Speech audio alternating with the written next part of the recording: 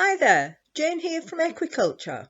We, Stuart and I, have worked with horses and their owners in many countries all around the world. I carried out research about the grazing behaviour of horses and were the authors of several books on the subject of sustainable horsekeeping. Sustainable horsekeeping is all about how to keep your horses in a way that keeps them healthy and happy, saves you time and money, and is good for the environment all at the same time. A win-win-win when you get it right. We want to share with you some of the most common mistakes made by horse owners with regards to their horse and land management. The most common mistake we see, by a long shot, is overgrazing. Here the grass is far too short. It's been overgrazed and is therefore stressed.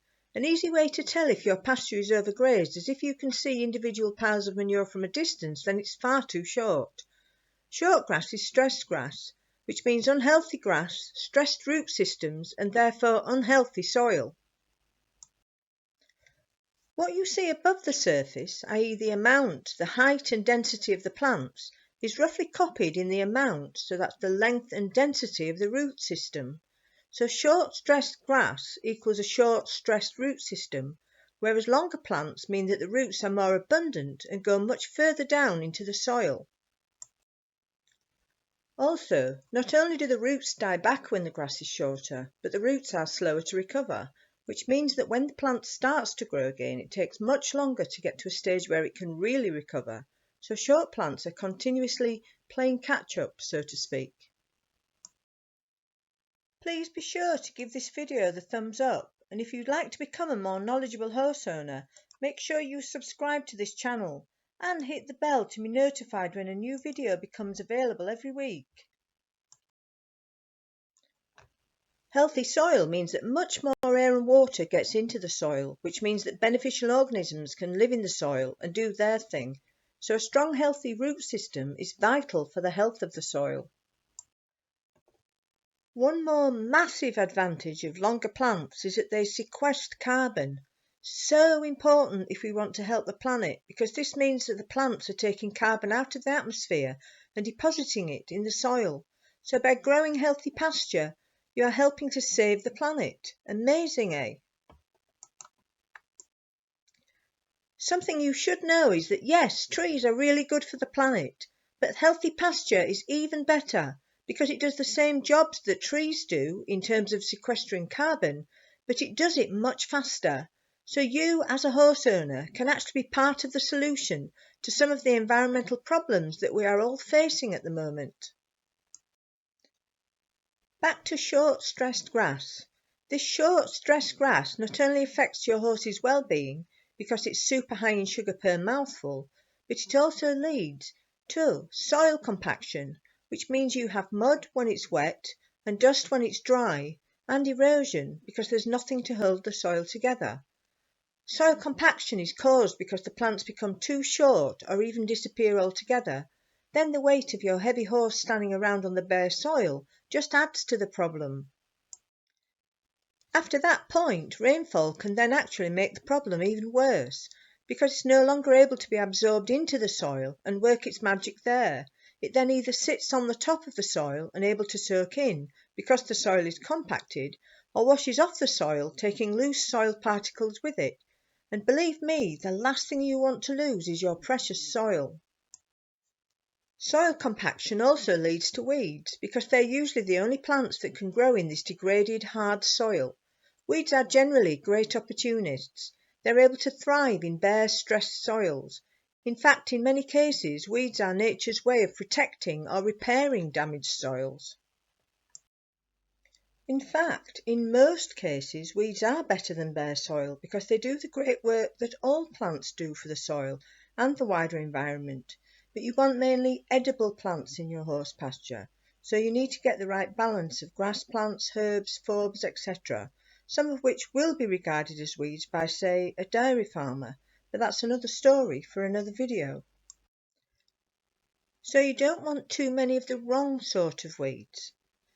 So, soil compaction and bare soil is a sure sign that your land is under too much pressure. It's very easy for a horse to overgraze a pasture. Because they have two rows of front teeth, unlike a cow, that meet at the front like a pair of scissors in the mouth, horses are able to eat grass right down to the ground, and if they get really hungry, they'll even pull what's left of the grass out of the ground, short roots and all. Grazing, along with the action of the hard hooves on the ground, is termed grazing pressure. Too much grazing pressure puts stress on the pasture plants and the soil, resulting in land degradation and larger numbers of unhealthy pasture species. So, to avoid overgrazing, try to manage your grazing to keep the grass between 5 and 20 centimetres or 2.5 to 8 inches to promote healthy growth, produce a strong root system, encourage biodiversity and create a healthy diet for your horse. And how do you do this? Well, this leads us nicely to the next most common mistake, not resting and rotating pastures enough or even at all. This is why the first mistake, overgrazing pasture, happens, and proper resting and rotating of pastures is the best way of avoiding it. Set stocking is the most commonly used system of horse land management, and that's where all of the available pasture is used continuously. Putting horses on the same pasture every day puts enormous stress on the pasture plants and the soil. It's the opposite of what occurs to pastures in a natural situation, where, very briefly, grazing animals graze pasture plants but only for a short amount of time. Then they keep moving forward and leave the plants to have a period of rest and recovery before another herd of grazing animals, usually a different animal species, come along. Different animal species also tend to select different plants in the pasture, which gives the plants even more time to rest and recover. In a nutshell, by resting your pasture and using a rotational grazing system, you get increased fodder production, and that is healthier pasture, a stronger root system, more carbon sequestration, more soil health, etc., etc. In this picture, you see a grazing area that's been divided into three to allow rest and rotation to happen. From right to left, you see that in the first area, the horses have grazed it down. Then they've been removed and the pasture plants are resting and recovering. The middle area is the one currently being grazed. The area on the left has been allowed to rest and now has a good length of healthy pasture. We don't have time to go into it in this video, but longer, healthier grasses are safer for your horse to graze than short, stressed grasses because they're lower in sugar per mouthful. They instead have a higher percentage of fibre per mouthful. You need to rest a pasture until it's grown to an average height of 15 to 20 centimetres, around 8 inches. Then put the horses on it and graze it down to an average height of around 5 centimetres or 2.5 inches. Then remove the horses and graze them on the next pasture. The Equicentral System that we developed many years ago and have been teaching to horse owners around the world shows you how to do this very successfully. It also involves having a surfaced area, a loafing yard, that the horses spend time on, often voluntarily. So, by simply grazing pasture and then resting it, and thereby allowing it time to recover, you'll have a stronger, more abundant and healthier pasture. You'll save money on bought-in feed. Your horses will be doing more of what comes naturally to them. You'll have healthier soil. You'll be helping the planet by sequestering more carbon. The list goes on, all just because you let your horses help you to create a win-win-win, all-round situation. You can find out a lot more about the Equicentral System on our website. There's a link below. We also have a free mini course that you can sign up for. There's a link below for that as well. If you've enjoyed this video, please let us know by liking it. Subscribe and share with your fellow horsey friends, and please leave a comment with what you found interesting.